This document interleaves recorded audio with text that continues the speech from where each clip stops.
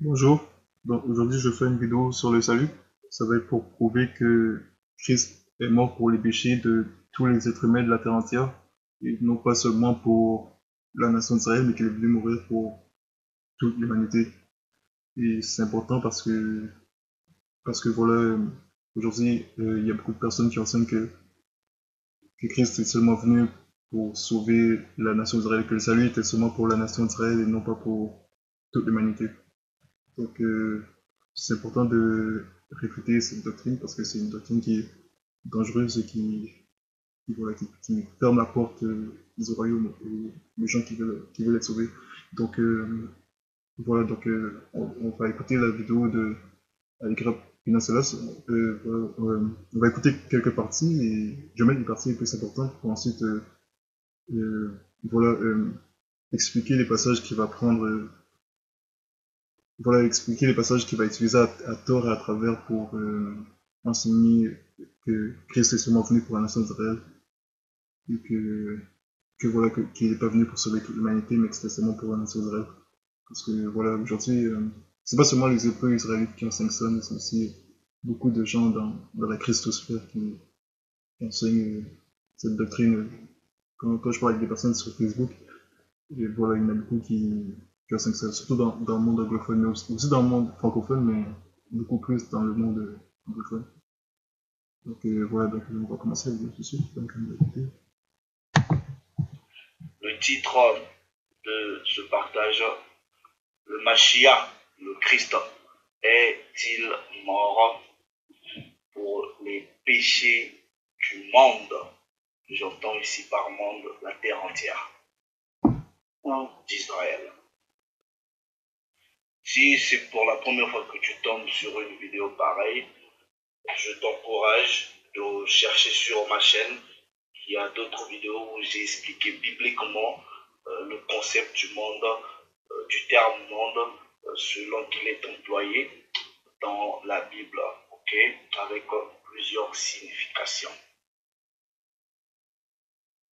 Donc, ici, comme d'habitude, je vais lire. Je n'écris pas la Bible. Je ne vais pas, par magie, faire sortir des versets dans vos Bibles. Vous allez lire. Ne soyez pas comme ça, frère. Écoutez la personne. Apportez vos arguments dans le contexte du sujet traité. Ne venez pas défendre vos doctrines que vous avez appris dans le christianisme. Venez défendre la parole. Et si vous voulez apporter une correction à votre frère, apportez la correction sur le sujet traité. Je l'insiste parce que ça commence à être exaspérant. À chaque... ça, donc je vais avancer pour que ça recule. C'est Donc, pour cela. il Il n'y a qu'une seule maison, c'est le peuple. Ils ne me seront un peuple. Un peuple. Il n'y a pas les histoires du monde entier, mes frères et sœurs. Il n'y a pas les histoires du monde entier. Pour les péchés de la terre entière. Non. Le Christ, selon la Bible, a été tué pour apporter la repentance à son peuple, à Israël. Ça, c'est ce que les textes disent. Ça, c'est ce que les textes disent. Maintenant, si vous voulez désapprouver ces textes, vous devrez ramener des arguments qui prouvent le contraire. Ne venez pas aller dans toutes les nations, en Y, non. On vous donne les préceptes. Donnez un précepte contraire de Matthieu chapitre, parce que j'ai donné quoi? Donnez un précepte contraire de Ésaïe chapitre 53, verset 8. donc oui, donc au début de la vidéo, il est allé lire Ésaïe chapitre 53 et il a lu jusqu'au verset 8 et donc voilà, le passage qu'il a lu, il a compris de travers puisque il n'a pas lu tout le chapitre au complet. C'est important de lire tout le chapitre au complet, sinon ce qui va arriver, c'est que la personne va prendre des passages hors de son contexte et va en faire un prétexte pour enseigner une doctrine erronée, vous comprenez. Et donc, c'est important de lire aussi tous les chapitres pour être sûr d'avoir bien compris le contexte de sa vie. Donc, On va aller dans Isaïe chapitre 53, au verset 8, il dit, il a été pris hors de prison et du jugement, et qui déclara sa génération, car il a été retranché de la terre des vivants, car il a été frappé pour la transgression de mon peuple. Donc voilà, donc quand Isaïe disait mon peuple, voilà, il parlait du peuple d'Israël, oui, ça c'est bien, oui, il parlait du peuple d'Israël, mais il faut qu'on continue la lecture. Après ça, il dit, il a fait sa tombe avec les méchants et avec le riche dans sa mort, parce qu'il n'avait commis aucune violence et qu'il n'y avait aucune fraude dans sa bouche. Toutefois, il plut au Seigneur de le meurtrir, il l'a exposé à la souffrance. Quand il aura mis son âme une offrande pour le péché, il verra sa semence. Il prolongera ses jours et le bon plaisir du Seigneur prospérera en sa main. Verset 11. Il verra du labeur de son âme et il en sera satisfait. Par sa connaissance, mon serviteur droit en justifiera beaucoup, car il portera leurs iniquités. C'est pourquoi je lui partagerai une portion avec les grands, et il partagera le butin avec les puissants. Parce qu'il a répandu son âme à la mort, et il a été mis au nombre des transgresseurs. Il a porté le péché de beaucoup, et intercédé pour les transgresseurs. Donc, voilà, donc, ce qui est important, c'est qu'on comprend que voilà, au verset 10, il dit que il verra sa semence. Donc, on sait très bien que cette prophétie parle de Christ, du Messie. Donc, ça dit que. Précepte contraire. Donc, oui, ça dit qu'il verra sa semence. Et on sait très bien que la semence de Christ, on va aller dans Galates chapitre 3. Parce qu'on sait que la semence de Christ, c'est la semence d'Abraham.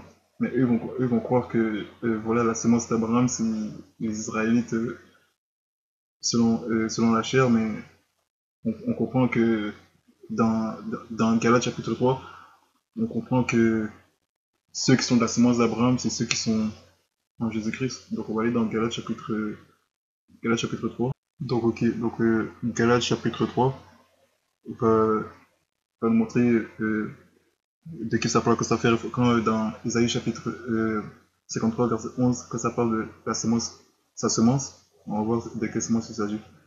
Donc, Galates chapitre 3, je vais commencer au verset 6. De même, comme Abraham crut Dieu, et cela lui fut compté comme droiture. Sachez donc que ceux qui sont ceux de la foi, ceux-là sont les enfants d'Abraham. Et l'Écriture, prévoyant que Dieu justifierait les païens par la foi, a prêché d'avance l'évangile à Abraham, disant, en toi, toutes les nations seront bénies. De sorte que ceux qui ont la foi sont bénis avec le fidèle Abraham. Car tous ceux qui s'attachent aux œuvres de la loi sont sous la malédiction, car il est écrit maudit quiconque qui ne persévère pas dans toutes les choses qui sont écrites dans le livre de la loi pour les faire. Et que personne ne soit justifié par la loi devant Dieu, cela est évident parce que le juste vivra par la foi. Donc on comprend que voilà, le salut n'est pas par les œuvres de la loi, mais par la foi en Jésus-Christ.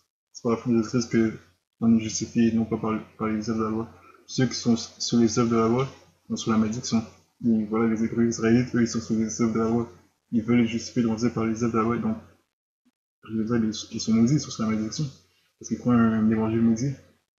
Et c'est ce que Allegra prêche sur sa chaîne, c'est ce que je disais dans les autres vidéos que j'avais fait pour Allegra. J'avais essayé de l'interpeller sur son évangile, que voilà, qu'il prêche un évangile maudit, mais bon, on voit qu'il a toujours pas compris. Donc, voilà, donc après ça, il dit au verset 13. Donc oui, donc Galates chapitre 3, verset 13, il dit, Christ nous a rachetés de la malédiction de la loi, étant fait malédiction pour nous, car il est écrit, maudit quiconque est pendu au bois, afin que la bénédiction d'Abraham puisse venir sur les gentils par Jésus-Christ, afin que nous puissions recevoir la promesse de l'Esprit par la foi. Frère, je parle selon la manière des hommes, si un homme fait une alliance et si elle est confirmée, personne ne l'annule ni n'y ajoute. Or, c'est à Abraham et à sa semence que les promesses ont été faites. Il ne dit pas et aux semences, comme parlant de plusieurs, mais comme parlant d'une seule, et à ta semence, qui est Christ. Donc, la semence d'Abraham, c'est Christ. Et après ça, on va comprendre encore plus en profondeur ce que ça signifie. Donc au verset 17, il dit, j'ai dit cela que l'alliance que Dieu a auparavant confirmée en Christ, la loi qui est venue 430 ans plus après, ne peut pas l'annuler, ce qui rendrait la promesse sans effet. Car si l'héritage vient de la loi, il n'est plus de la promesse. Or Dieu l'a donné à Abraham par promesse. À quoi donc sert la loi? Elle a été ajoutée à cause des transgressions jusqu'à ce que vienne la semence, à laquelle la promesse avait été faite. Et elle a été ordonnée par les anges par la main de médiateur. Or, un médiateur n'est pas un médiateur d'un seul, mais Dieu est un seul. La loi est-elle donc contre les promesses de Dieu? À Dieu ne plaise. Car s'il avait été donné une loi qui eût pu donner la vie, assurément la droiture aurait dû être par la loi. Mais l'Écriture a estimé tous sous le péché, afin que la promesse par la foi de Jésus-Christ puisse être donnée à ceux qui croient. Donc voilà, tout le monde est sous le péché pour que tout le monde puisse hériter de la promesse que Dieu a faite à Abraham par la foi en Jésus-Christ. Donc ceux qui croient héritent des promesses que Dieu a faites à Abraham. Et le verset 23, il dit, mais avant que la foi vienne, nous étions gardés sous la loi, renfermés jusqu'à la foi qui devait être révélée plus tard. C'est pourquoi la loi a été notre instructeur pour nous amener jusqu'à Christ, afin que nous soyons justifiés par la foi. Donc, la loi servait de instructeur pour les conduire à Christ. Donc, la loi n'était pas là pour les justifier, mais que les Israélites comprennent qu'ils ne peuvent pas être justifiés par la loi, mais que la loi les condamne. Et donc, en voyant qu'ils sont condamnés par la loi, ils ne pouvaient que mettre leur foi en Christ, parce que la loi les pointe vers Christ, vous comprenez?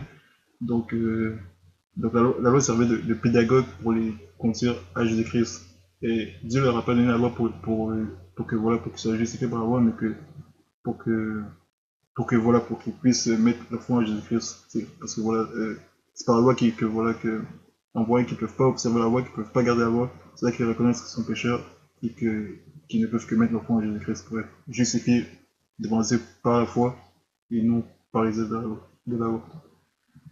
Donc, après ça, il dit, voilà, au verset 25, mais la foi étant venue, nous ne sommes plus sous un instructeur, car vous êtes tous enfants de Dieu par la foi en Christ Jésus. Car vous tous qui avez été baptisés en Christ, vous avez revêtu Christ. Donc, ça, c'est un passage qui ne pas. Il n'y a ni juif ni grec, il n'y a ni esclave ni homme libre, il n'y a ni homme ni femme, car vous êtes un en Christ Jésus. Donc voilà, au verset 29, voilà le passage qui nous fait comprendre vraiment qui est la semence d'Abraham. Or, si vous êtes de Christ, vous êtes donc la semence d'Abraham et héritiers selon la promesse. Donc, c'est ceux qui sont en Jésus-Christ qui sont la semence d'Abraham. Donc, dans Isaïe chapitre 53, quand ça dit qu'il verra sa semence, ça dit qu'il verra ceux qui ont la foi d'Abraham. Parce que ça dit que c'est ceux qui ont la foi d'Abraham qui sont bénis avec le fruit d'Abraham. Ce sont ceux qui ont la foi d'Abraham qui sont les vrais enfants d'Abraham. Ce qu'il est dit au verset 7. Sachez donc que ceux qui sont ceux de la foi, ceux-là sont les enfants d'Abraham.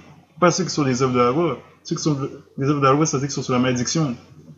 Parce qu'ils ne perçoivent pas dans toutes les choses que la loi dit pour les faire. Donc ils sont maudits. Mais c'est ceux qui sont de la foi, ceux qui ont la foi d'Abraham, qui ont la foi en Christ. C'est ceux-là qui sont bénis avec le fidèle Abraham. C'est ceux-là qui héritent des promesses que Dieu a fait à Abraham. Ceux-là sont c'est ceux-là la véritable nation d'Israël. Donc voilà pour Isaïe, c'est la on va continuer. Ok. Donner un précepte contraire de Matthieu chapitre 1, verset 21. On va aller dans Matthieu chapitre 1.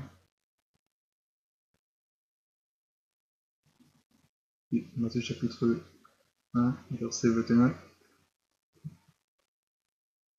Donc il dit, et elle enfantera un fils, et tu appelleras son nom Jésus, car il sauvera son peuple de leurs péchés. Donc oui, ça c'est vrai, oui, ça c'est vrai, il est venu sauver son peuple de ses péchés. Et voilà, mais ce passage ne dit pas qu'il est seulement venu sauver son peuple. Ce passage-là n'est pas en train de dire que ça veut dire qu'il est seulement venu exclusivement pour le peuple d'Israël et qu'il ne va pas sauver les autres peuples. Parce que ce qu'il faut comprendre, c'est que Christ est venu premièrement pour la nation d'Israël, pour sauver son peuple.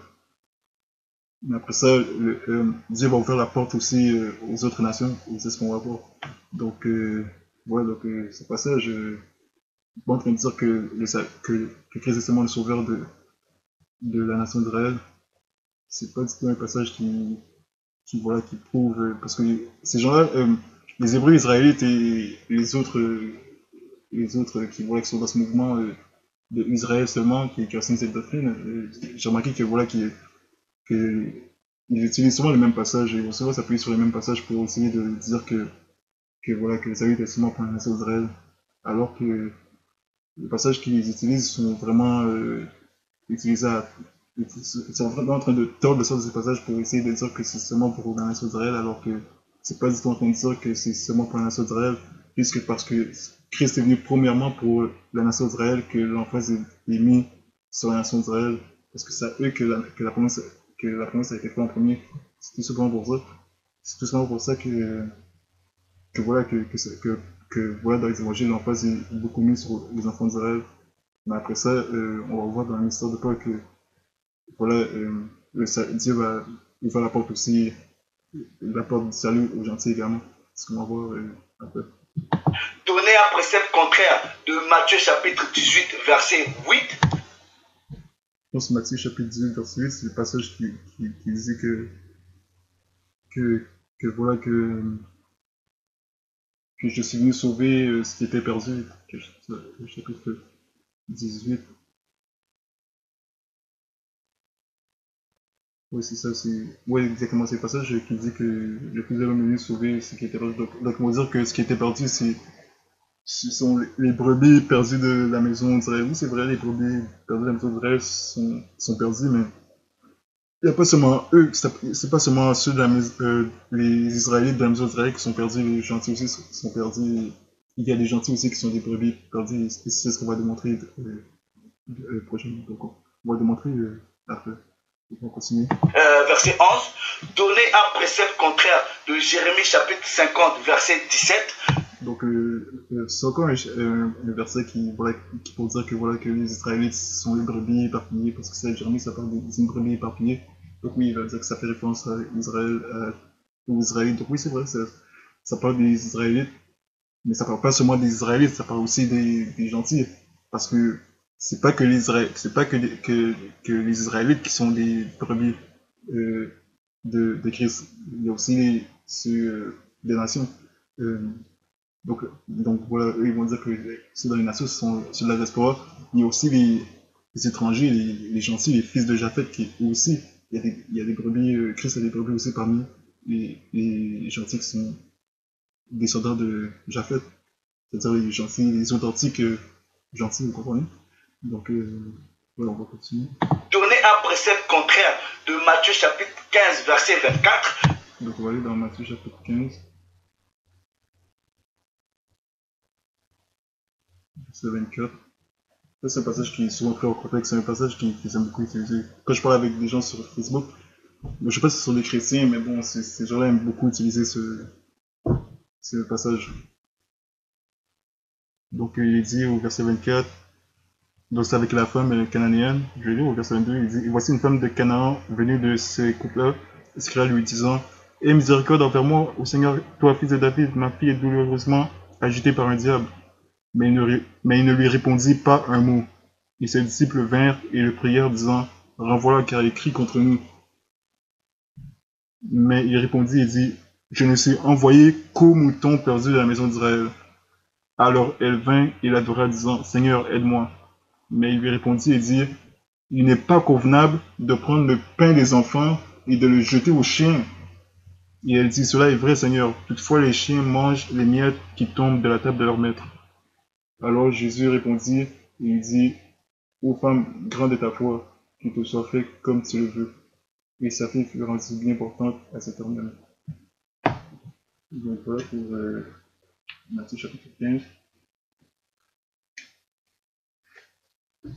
Donc voilà, donc quand il parle des moutons perdus de la maison d'Israël, on voit que les moutons perdus de la maison d'Israël, Jésus dit que ce sont les enfants. Parce que voilà, il dit, il n'est pas convenable de prendre le pain des enfants et de le jeter aux chiens. Les chiens sont pas les brebis perdus de la maison d'Israël. Quand il parle des chiens, il fait référence aux gens comme la cananéenne, comme les gentils, il fait référence aux gentils. Parce que voilà, la cananéenne, elle n'est pas de la nation d'Israël. Et voilà, donc qu'est-ce qu'elle dit? Parce que la raison pour laquelle Jésus n'a pas répondu un mot, c'est parce qu'il voulait éprouver sa foi. Parce qu'il dit qu'on va voir tantôt, parce que la femme cananéenne, elle a entendu parler de Jésus. Et elle a entendu parler des miracles et des accomplissements que Jésus a fait. Et donc, il savait que s'il y avait quelqu'un qui pouvait bien guérir sa fille, c'était bien lui. Donc, donc, on voit que Jésus voulait éprouver sa foi, c'est pour ça qu'il n'a pas répondu un mot. Et donc, il a dit qu'il est venu pour les moutons perdus de la maison d'Israël. Et donc, s'il a dit ça, c'est pour éprouver sa foi. Et donc, donc elle continue à supplier. Donc, au verset 27, il dit, elle dit à Jésus, parce que Jésus a dit, c'est pas convenable de prendre le pain et de le jeter aux enfants. Donc, le pain, c'est pour les enfants d'Israël. Donc, elle dit, cela est vrai, Seigneur. Toutefois, les chiens mangent les miettes qui tombent de la table de leur maître. Donc on voit qu'elle s'est rabaissée. Et elle reconnaît comment dire, quand Jésus parle des chiens, et Jésus parle des gens comme elle, vous comprenez, comme les gens du dehors, ceux qui ne sont pas de la maison d'Israël, ceux qui sont étrangers à la nation d'Israël. Donc voilà, elle reconnaît que c'est de elle que des gens comme elle que Jésus parle, des gens vraiment des gens misérables, quoi. Et donc voilà, elle reconnaît que qu'elle fait partie de cette catégorie de gens, qu'elle fait partie des chiens. Et donc elle dit que les chiens mangent la table, les miettes les chiens mangent les miettes qui tombent de la table de leur maître. Et donc voilà, voyant à quel point il s'est abaissé, Jésus a agi selon sa foi. Il a dit aux femmes, ta foi est grande, que tu t'appelles comme tu veux. Et donc, ça montre que voilà, Jésus passe les enfants d'Israël en priorité, mais c'est pas pour autant, ça veut pas dire pour autant que voilà, après ça, qu'il va pas agir aussi pour les nations, les nations, les gentils. Et donc, il agit à la faveur de la Cananéenne et il a guéri sa fille. Et donc, on va aller dans Marc, maintenant on va aller dans Marc, parce qu'il y a une autre chose qu'il faut voir aussi, pour comprendre cette situation, c'est que, on va aller dans Marc.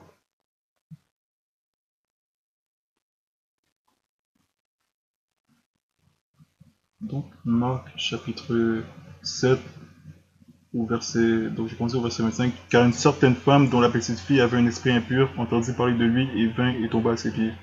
La femme était grecque et syro-phénicienne de nation, et elle le suppliait de chasser le diable hors de sa fille. Mais Jésus lui dit, laisse d'abord les enfants se rassasier, car il n'est pas convenable de prendre le pain des enfants et de le jeter aux chiens. Donc, qu'est-ce que Jésus dit? Il dit, laisse d'abord les enfants se rassasier.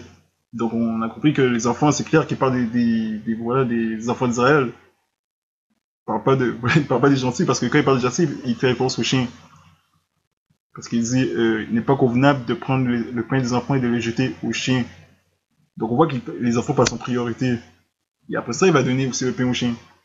Et après ça, il répondit, il lui dit, oui, Seigneur, toutefois, les chiens mangent sur la table les miettes des enfants. Et il lui dit, à cause de ce propos, va, le diable sortit ta fille.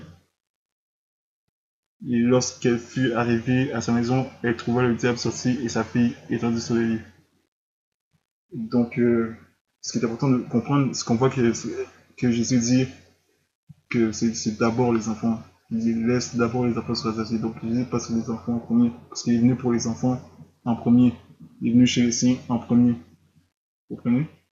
Donc, voilà, donc c'est au passage qui vraiment que ces gens-là prennent hors voilà, qui vont prendre hors de son contexte pour en faire un prétexte pour enseigner que Christ est seulement venu pour ceux de la maison d'Israël. Ils n'ont pas pour les païens également.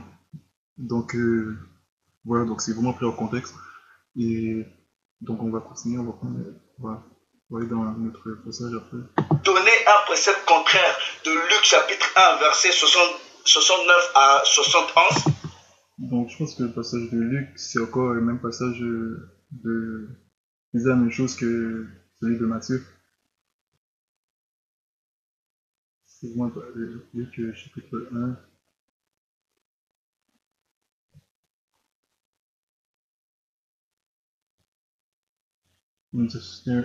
Une corne de salut. Attends, 68. Béni soit le Seigneur Dieu d'Israël, car il a visité et racheté son peuple. Il nous a suscité une corne de salut dans la maison de son serviteur David, comme il en avait parlé par la bouche de ses saints prophètes qui ont été depuis le commencement du monde, que nous devions être sauvés de nos ennemis et de la main de tous ceux qui nous haïssent. Donc ça dit la même chose que les autres passages qu'il a donnés. Donc voilà, des passages comme ça, on comprend que c'est parce que Christ est venu premièrement pour son peuple, qui est venu vers son peuple en premier, vous comprenez? Donc ouais, j'ai rien à dire pour ce passage-là. Ça prouve pas qu'il est seulement venu pour la nation d'Israël seulement. Donc on va continuer. Donner un précepte contraire de Actes chapitre 5, versets 30 à 31. Donc, à chapitre 5, verset 30 à 31, je pense que c'est encore un passage qui dit la même chose.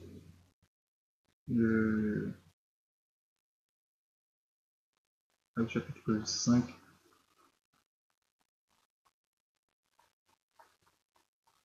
Donc, un instant. Donc voilà, maintenant je vais lire Actes chapitre 5 au verset 30, il dit: Le Dieu de nos pères a ressuscité Jésus que vous avez tué et pendu à un arbre. C'est lui que Dieu a exalté par sa main droite pour être un prince et un sauveur, pour donner la repentance à Israël et le pardon des péchés. Nous sommes ses témoins de ces choses et l'Esprit Saint est aussi que Dieu a donné à ceux qui l'obéissent. Donc voilà, ils vont s'appuyer sur le passage pour dire que Dieu a donné la repentance à Israël seulement. Voilà, parce qu'il dit quoi, voilà que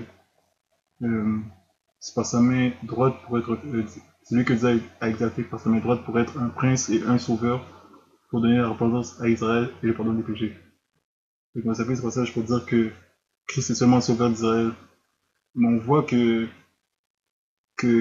voilà que ce passage n'est pas en train de dire qu'il est seulement le sauveur d'Israël, parce que on va voir après que Dieu a aussi accordé la repentance aux gentils. Et ils vont dire que voilà que les gentils sont ceux de la diaspora. On va voir que c'est pas seulement, il s'agit pas seulement de la diaspora, parce que c'est vrai que il y a des juifs, il y a des israélites qui ont une identité de grec, mais on va voir aussi que les païens, les fils de Japheth sont aussi inclus dans, aussi sont inclus dans, comment dire, aussi sont inclus dans le salut. Donc on va voir ça. Donc on va continuer. Donner un précepte contraire de Actes au chapitre 13 du verset 23. Donc on va aller dans Actes chapitre 13, verset 23. Donc il dit: De la semence de cet homme, Dieu a selon sa promesse suscité à Israël un sauveur, Jésus. Donc voilà, donc ils vont prendre ce passage pour dire que c'est à Israël seulement que Dieu a suscité un sauveur, mais que Dieu n'a pas suscité de sauveur pour les païens, c'est-à-dire ceux qui ne sont pas israélites, ceux qui ne sont pas enfants d'Abraham selon la chair, mais que le sauveur c'est seulement celui des Israélites. C'est encore un passage qui prend hors de son contexte, parce qu'on va si on continue à lire et qu'on va jusqu'au verset 36, je vais aller jusqu'au verset 38.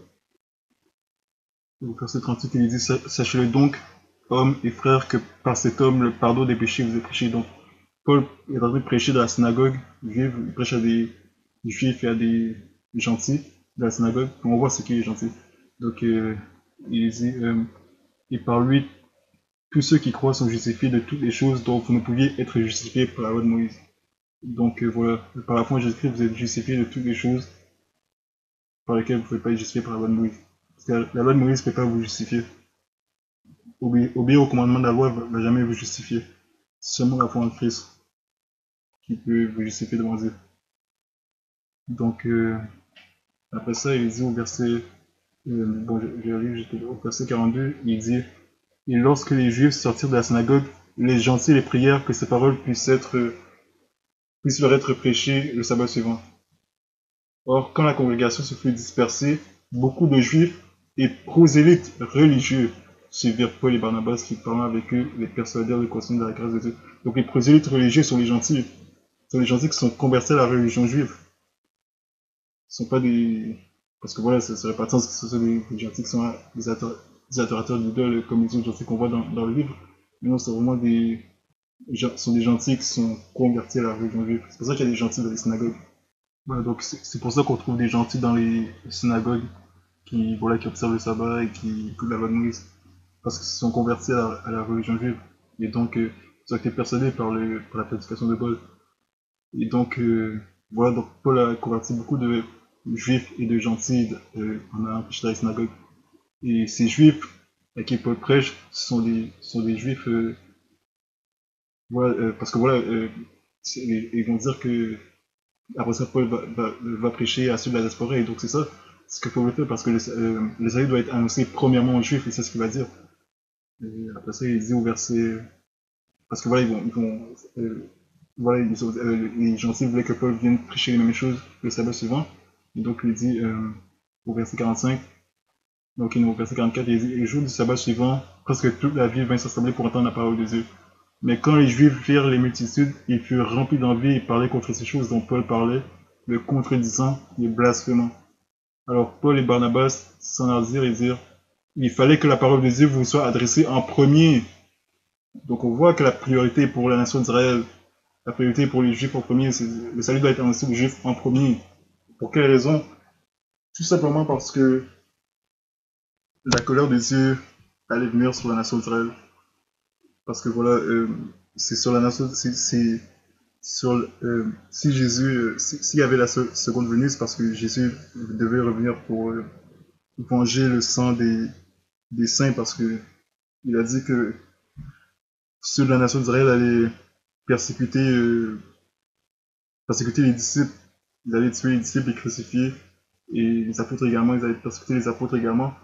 Et c'est sur cette génération de juifs que Dieu allait redemander le sang de tous les justes qui a coulé depuis la fondation du monde. Donc, si je continue, au verset, donc oui, au verset 13, donc je lisais le verset 13. Euh, donc oui, c'est ça. Donc voilà, c'est pour ça que le salut devait être annoncé aux Juifs en premier. Et après ça, il dit que voilà, c'est important de comprendre le verset 47, parce que voilà, donc voilà, au verset 46, Paul dit, il fallait que la parole de Dieu vous s'adresse d'abord, mais voyant que vous la rejetez et que vous jugez vous-même indigne de la vie éternelle, voici nous nous tournons vers les gentils.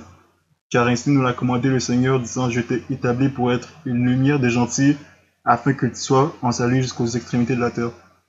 Et lorsque les gentils entendirent cela, ils se furent heureux et glorifièrent la parole du Seigneur, et tous ceux qui étaient destinés à la vie éternelle crurent. Et la parole du Seigneur s'est répandue à travers toute la région. Donc, voilà, donc, voilà, quand Paul a dit que, au verset 47, ce que Paul dit, c'est ce que Isaïe dit dans le livre d'Isaïe au chapitre 49. C'est la prophétie d'Isaïe que Dieu allait aussi sauver les gentils. On va aller dans Isaïe 49, parce que ça réfute, Isaïe 49 réfute toute leur théologie d'Israël seulement. On va aller dans Isaïe. Donc, Isaïe chapitre 49, verset 6. Donc, c'est ce que Paul a dit c'est ce qu'on a vu dans Acte chapitre 13. Donc, ce que Paul a dit, la parole que Paul a citée, c'est la parole d'Isaïe, la prophétie d'Isaïe chapitre 49, verset 6. Il a dit, c'est plus de choses que tu sois mon serviteur pour relever les tribus de Jacob et pour restaurer et préserver d'Israël. Je te donnerai aussi pour être une lumière aux gentils, afin que tu puisses être mon salut jusqu'au bout de la terre. Donc on voit que il dit que voilà que c'est peu de choses voilà, qui sont aux serviteurs seulement pour relever les tribus de Jacob, pour restaurer les préserver d'Israël. C'est peu de choses si c'est seulement pour envoyer son serviteur restaurer voilà,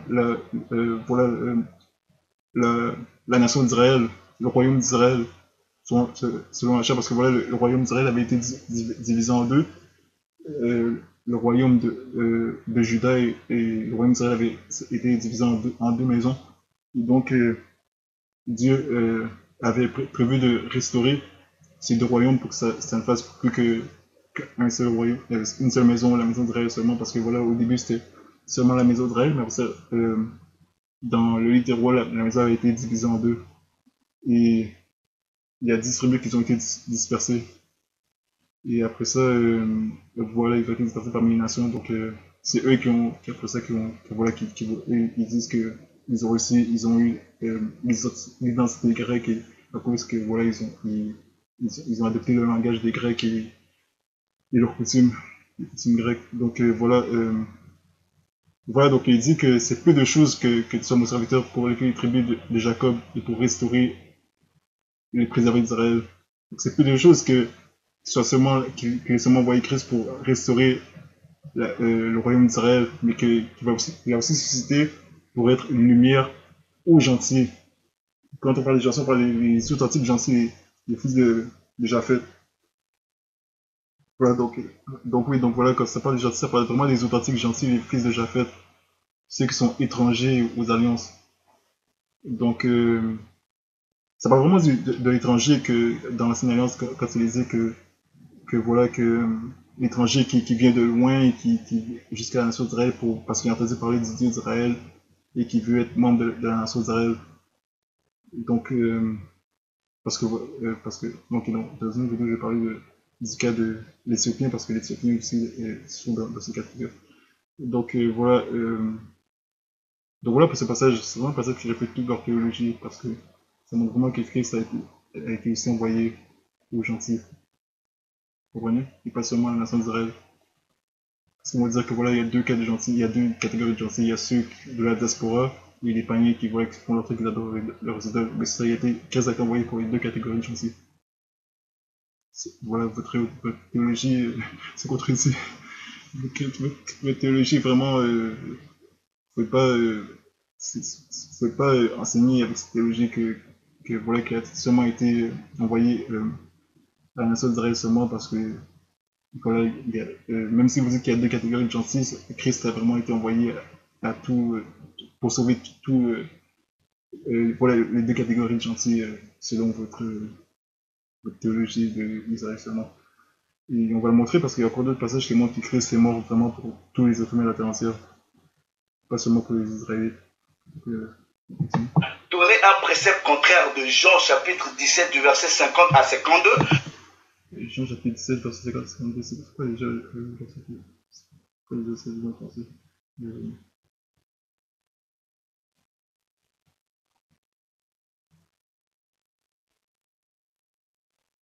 Bon, je pense que c'est trompé de passage si a dit Jean chapitre 17 verset 50 à 52. Donner un précepte contraire de Éphésiens chapitre 2 verset 1, de Actes au chapitre 13 du verset 23.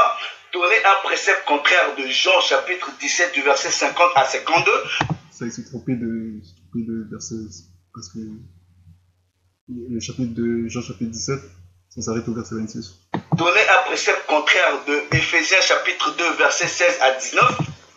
Donc, Éphésiens chapitre 2 verset 17, il dit: il est venu et a prêché la paix à vous qui étiez loin et à ceux qui étaient près, car par lui nous avons les uns et les autres, par un seul esprit, accès au Père. C'est pourquoi maintenant vous n'êtes plus ni des étrangers, ni des gens sans citoyenneté, mais des concitoyens avec les saints, issus de la maison de Dieu. Vous êtes édifiés sur le fondement des apôtres et prophètes, Jésus-Christ lui-même étant la prière maîtresse du coin. Donc, ça dit vous n'êtes plus des étrangers, ni des gens sans citoyenneté, mais concitoyens avec les saints. Donc, eux vont dire que les étrangers sont ceux de la diaspora. Ils ne sont pas seulement ceux de la diaspora, c'est aussi les étrangers comme ceux qu'on voit dans le livre de l'Ancien Testament. comme l'étranger qu'on voit dans le livre, l'étranger qu'on voit dans le livre des rois, dont Salomon a parlé, on a parlé dans un roi. Donc voilà l'étranger qui s'appelle dans Éphésiens. Parce on parle vraiment de l'authentique étranger qui n'a vraiment rien à voir avec un nation d'Israël. Dans 1 Roi chapitre 8 verset 81, il dit: de plus, quant à l'étranger qui ne sera pas de ton peuple Israël, mais qui viendra d'un pays éloigné pour l'amour de ton nom, car on entendra parler de ton grand nom, de ta main puissante et de ton bras étendu quand il viendra prier vers cette maison. Entends du ciel, du lieu de ta demeure, et agis selon tout ce que cet étranger t'aura demandé, afin que tous les peuples de la terre puissent connaître ton nom et te craindre, comme fait ton peuple Israël, et qu'ils puissent savoir que cette maison que j'ai bâtie est appelée par ton nom. Donc, ça reflète aussi la vidéo qu'il a fait sur l'eunuque éthiopien, parce que ces gens-là se demandent qu'est-ce que l'eunuque fera à aller à Jérusalem pour aller adorer. Sinon, parce que sinon, s'il fait ça, c'est voilà, ça signifie que voilà, l'eunuque éthiopien c'est un Israélite, mais non, ça veut rien dire du tout. L'eunuque éthiopien c'était un étranger, c'était un païen, c'était quelqu'un qui a entendu parler de. Parce que voilà, les Juifs disent que dans Jean, Jésus dit que la Samaritaine avait dit à Jésus que les Juifs disent que c'est à Jérusalem qu'il faut aller adorer Dieu, sur la montagne qu'il faut aller adorer Dieu. Et donc Jésus a répondu, il a dit que femme, crois-moi, l'heure vient, elle est déjà venue, où ce n'est plus sur cette montagne à Jérusalem que les gens iront adorer le Père. Vous comprenez? Donc, parce que puisque les Juifs sont dispersés partout à travers les nations, il disait aux gens, aux païens, aux autres peuples, que c'est à Jérusalem qu'il fallait adorer Dieu. Et donc, c'est ce que le Éthiopien a fait, il est allé adorer Dieu à Jérusalem. Donc, quand ça parle de l'étranger, ça parle aussi des vrais étrangers, des païens, des gentils, ceux qui sont les fils de Japhet. Donc, voilà, donc, le 1 Roi, chapitre 8, verset 41, nous aide à comprendre ça. Donc, après ça. Donner un précepte contraire de Hébreux chapitre 8. C'est en cela vous apporterez la correction. Si c'est que pour étaler vos émotions là, parce que le christianisme vous a féminisé. Hébreux chapitre 8, donc c'est le passage par rapport à la nouvelle alliance. Donc il dit au verset. Donc oui, je vais continuer au verset 6, il dit: mais maintenant il a obtenu un ministère plus excellent, d'autant plus aussi qu'il est le médiateur d'une meilleure alliance, laquelle a été établie sur de meilleures promesses. Donc on comprend ici que la nouvelle alliance est meilleure que l'ancienne alliance. Donc voilà, c'est important de comprendre ça, c'est important de comprendre que la nouvelle alliance est meilleure que l'ancienne alliance, c'est ce qu'il dit au verset 6. Car si la première alliance avait été sans faute, il n'y aurait alors pas eu lieu d'en chercher une seconde. Oui, donc voilà au verset 8, il dit: car en les reprenant, il dit: voici les jours viennent, dit le Seigneur, que je ferai une alliance nouvelle avec la maison d'Israël et avec la maison de Juda. Non l'alliance que j'ai faite avec leur père au jour où je les ai pris par la main pour les tirer du pays d'Égypte, parce qu'ils n'ont pas persévéré de mon alliance, et je ne me suis pas soucié d'eux, dit le Seigneur. Car voici l'alliance que je ferai avec la maison d'Israël après ces jours-là, dit le Seigneur: je mettrai mes lois dans leur esprit, je les écrirai dans leur cœur, je leur serai un Dieu et ils me seront un peuple. Et ils n'enseigneront plus chacun son prochain et chacun son frère, disant: connais le Seigneur, car tous me connaîtront, depuis le plus petit jusqu'au plus grand. Car je serai miséricordieux à l'égard de leurs injustices, et je ne me souviendrai plus de leurs péchés ni de leurs iniquités. Donc ça c'est la prophétie de Jérémie. Et après il dit, verset 13, ensuite il dit: il a fait une nouvelle alliance. Il rendit ancienne la première, or ce qui devient ancien et qui vieillit est prêt de disparaître. Et cette ancienne alliance a disparu en l'an 70. La fin du monde, c'était la fin de l'ancienne alliance. Quand Dieu a détruit le temple et la ville de Jérusalem, toutes les prophéties ont été accomplies et l'ancienne alliance a disparu définitivement. Donc aujourd'hui, on est sur la nouvelle alliance. Donc voilà, donc ça dit que, on voit qu'après ça dit que voilà, il y aura plus, les deux royaumes ne seront plus divisés en deux, mais ça va redevenir seulement la maison d'Israël. Ce sera plus la maison d'Israël, la maison de Juda, mais seulement la maison d'Israël. Donc oui, donc voilà, Durant une période de 40 ans, on peut dire qu'il y avait une seconde exode, c'était une période de transition jusqu'à l'an 70 où les gens, les Hébreux, les Israélites, ils étaient appelés à sortir de l'ancienne alliance pour passer à la nouvelle alliance, vous comprenez? Par rapport à Jésus-Christ, ils héritaient des promesses que Dieu a fait à Abraham et donc ils héritent voilà, ils héritent du royaume et ils héritent de la Jérusalem céleste parce que voilà, l'ancienne alliance, les choses de l'ancienne alliance ont passé. Les choses de l'ancienne alliance, c'est vraiment les choses visibles, les choses physiques, comme voilà, le temple, euh, les sacrifices d'animaux, toutes les choses qui préfiguraient les choses à venir. Et, et voilà, la nation d'Israël selon la chair, c'est aussi une préfiguration de ce qui est à venir. Et voilà, en crise de la nouvelle alliance, sont des choses spirituelles, les choses sont invisibles, vous comprenez. La Jérusalem qu'on arrive, c'est pas celle voilà, qu'on voit actuellement que les hommes ont fabriqué, voilà, les hommes ont voulu fabriquer encore la Jérusalem antique, mais non, c'est celle des hommes, mais voilà, c'est pas pour rien que Dieu a détruit la ville de Jérusalem il y a 2000 ans. C'était vraiment pour mettre fin aux choses de l'ancienne alliance. Parce que notre Jérusalem à nous, c'est la nouvelle Jérusalem, la Jérusalem céleste, celle qui est invisible, et non pas celle qui est visible. Donc voilà, donc voilà, Hébreu chapitre 8, verset 8 ne dit pas que la nouvelle alliance est seulement pour voilà que voilà les alliances c'est seulement pour les Israélites. Parce que voilà, Dieu a jugé la nation d'Israël en l'an 70. Il s'était seulement réservé un reste parmi le peuple. Le reste, c'était les croyants hébreux. C'est les croyants hébreux qui faisaient partie des restes comme les 144 000, comme l'apôtre Paul. Et voilà, en même temps que Dieu a restauré la maison d'Israël et la maison de Juda, et bien en même temps, les païens aussi ont hérité des promesses que Dieu a fait en Abraham, puisqu'on a vu au passage qui dit que en ta semence, toutes les nations de la terre seront bénies. On va aller dans Apocalypse, chapitre 7, parce qu'on voit que au ciel, c'est pas voilà, que les Israélites qui sont au ciel, mais c'est vraiment des gens de toutes les nations.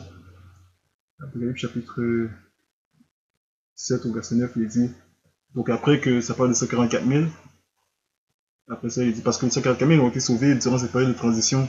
Et on voit dans Actes des Apôtres, par exemple, quand je pense que c'est James qui dit à Paul, regarde, il y a des milliers de Juifs qui ont cru, et voilà, il y avait des milliers de Juifs qui ont été cru, sont convertis lors du ministère des Apôtres. Et je crois que c'est durant leur ministère voilà, voilà, qu'il y a eu 144 000 Juifs qui ont été rachetés.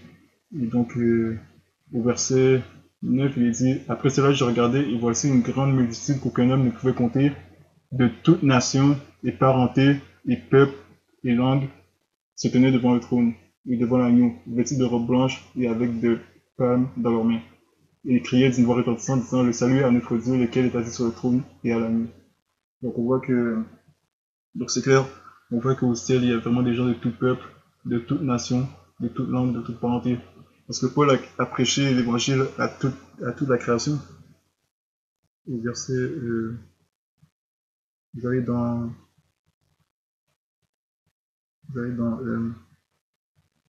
Colossiens, prendre d'autres passages à la Bible pour prouver que, que l'évangile n'a pas été seulement prêché, l'évangile n'a pas été seulement prêché aux Israélites, mais vraiment à toute créature. Et voilà, quand Christ avait prophétisé que la bonne nouvelle serait prêchée dans le monde entier pour servir de témoignage à toutes les nations, il faisait vraiment référence à toutes les nations, à tous les peuples de toutes nations, à toute l'humanité. Parce que après ça, il dit aussi dans Marc, il dit prêcher la bonne nouvelle à toute créature. Celui qui croira sera sauvé, celui qui croira et sera baptisé sera sauvé, et celui qui ne croira pas sera damné. Donc il y a ceux qui ont cru, il y en a qui ont cru, il y en a qui n'ont pas cru. Ceux qui ont cru ont été sauvés, ceux qui n'ont pas cru ont été damnés. Mais l'évangile a été prêché à toute créature quand même, pour que ça soit des témoignages, que personne puisse dire que voilà, qu'il n'apporte aussi. Dieu veut que tous les hommes soient sauvés, donc pour que les hommes soient sauvés, ils doivent entendre la bonne nouvelle. Et donc, Élisée au verset, Élisée au verset, donc oui, donc voilà un passage qui prouve que voilà, la prophétie de Christ s'est accomplie, que l'évangile a été prêché à toute créature. Paul dit dans Colossiens, donc quand Paul avait rédigé l'épître aux Colossiens, l'évangile avait déjà été prêché à toute l'humanité. Il dit, si vous continuez dans la foi fondée et établie, et que vous ne soyez pas emportés loin de l'espérance de l'évangile, lequel vous avez entendu et lequel a été prêché à toute créature qui est sous le ciel, duquel moi, Paul, suis fait un ministre. Donc, l'évangile avait été prêché à toute créature sur le ciel. Donc, toute créature sur le ciel avait entendu l'évangile. Donc, après ça, Christ pouvait revenir, vous comprenez? C'est pour ça qu'il est revenu au premier siècle, parce que Jésus a dit que l'évangile sera prêché à toutes les nations, et alors viendra la fin. Et donc, la fin est arrivée en 70. Donc, voilà une preuve que, voilà, que Christ Dieu voulait vraiment que toute créature soit sauvée, parce que il a voulu que toute créature entende la bonne nouvelle. Par exemple, on va aller dans 1 Jean, chapitre 2. Une autre passage qui prouve que Christ est mort pour toute l'humanité. Il dit, mes petits enfants, au verset, chapitre 2, verset 1, il dit, mes petits enfants, je vous écris ces choses afin que vous ne péchiez pas. Et si quelqu'un pêche, nous avons un avocat auprès du Père, Jésus-Christ le droit. Et il est la propitiation pour nos péchés, et non seulement pour les nôtres. Donc quand il dit nôtres, quand il dit pour les nôtres, il parle de nous les croyants, non pas seulement pour les nôtres, mais aussi pour les péchés du monde entier. Christ est aussi, il est aussi la propitiation pour les péchés du monde entier. Donc on a vu que le monde entier, ça parle vraiment de toute créature sur le ciel, de toutes les nations. Parce qu'on a vu dans Apocalypse chapitre 7 qu'il y a des gens de toutes nations au ciel qui ont été rachetés. Ils ne sont pas que des c'est pas que des Israélites, c'est vraiment des étrangers, des païens, des gens qui adoraient les idoles, et qui sont tournés vers le vrai Dieu. Parce que voilà, dans les apôtres, ils ont gagné des païens qui n'étaient pas dans les synagogues, des gentils qui n'étaient pas dans les synagogues, mais qui adoraient les idoles. Ça, c'était vraiment des étrangers qui n'ont rien à voir avec la nation d'Israël, qui ne sont pas des enfants d'Abraham selon la chair. Donc après ça, j'arrive dans Hébreu. Donc oui, Hébreu, il dit aussi dans Hébreu chapitre 2, au verset, verset 9. Donc oui, donc voilà, au Hébreu chapitre 2, verset 9, il dit, mais nous voyons Jésus qui a été fait plus petit que les anges, qui a souffert la mort, et a été couronné de gloire et d'honneur, afin que par la grâce de Dieu, il puisse goûter la mort pour tous les hommes. Il goûte la mort pour tous les hommes. Donc ça dit dans Hébreu chapitre 2, verset 9, que Christ a goûté la mort pour tous les hommes, sans exception. Après ça, je prends un passage, un dernier passage dans Timothée. Dans Timothée aussi, ça dit que voilà que Dieu veut que tous les hommes soient sauvés et parviennent à la connaissance de la vérité. Ça dit qu'il aussi que Christ n'est pas, est pas seulement sauveur voilà qui est sauveur du monde. Je vais prendre le passage. Je sais pas si c'était le passage. Donc voilà, non, je crois que voilà, je pense que ça se fait comme ça, parce que j'ai donné assez de passages comme ça. Donc voilà, donc je vais arrêter ici, je vais arrêter là. C'était vraiment pour réfuter cette. Page 4. Donc voilà, c'était vraiment voilà, pour réfuter cette doctrine qui considère que le salut était seulement pour la nation d'Israël. Donc ça fait longtemps que je voulais faire cette vidéo parce que c'est important d'en parler. Et j'en ferai d'autres parce qu'il y a d'autres sujets qu'il faut aborder qui sont importants. Donc je ferai une autre vidéo sur une vidéo qu'il a fait par rapport à un autre sujet qui est important. Donc, parce qu'il y a beaucoup d'hérésies qui enseignent dans cette vidéo. Donc c'est important d'amener la correction. Donc, voilà, donc désolé pour la longueur de la vidéo, j'espère que voilà, vous avez été édifiés et que voilà que j'ai été j'espère que j'ai divisé droitement la parole de vérité et que voilà en tout cas j'ai fait ça vraiment au meilleur de j'ai fait ça au meilleur de mon habilité pour voilà pour prouver que Christ est mort pour toute l'humanité entière, non pas seulement pour la nation d'Israël. Donc voilà, c'est tout pour cette vidéo. Donc je vous dis, soyez bénis et à bientôt.